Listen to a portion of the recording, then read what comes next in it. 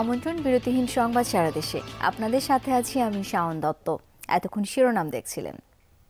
Testing salt মুক্ত chopstick instant নুডলসে পাচ্ছেন 10 থেকে 25 টাকা পর্যন্ত ছাড়।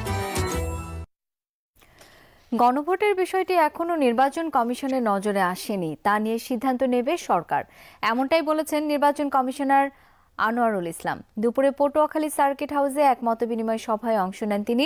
বলেন, নির্বাচন কমিশনের আইন অনুযায়ী শাপলা কলি সহ আরও অনেকগুলো প্রতীক বরাদ্দ দেওয়া হয়েছে। এখনও যারা আন্দোলন করছে সেই বিষয়টিও ইসির নজরে আছে। তিনি আরও বলেন, ফেব্রুয়ারিতে নির্বাচনের জন্য কোনো চ্যালেঞ্জ নেই, সকল প্রস্তুতি সম্পন্নের পথে। সভায় নির্বাচন কমিশনের সিনিয়র সচিব, পটুয়াখালী জেলা প্রশাসক সহ অন্যরা উপস্থিত ছিলেন।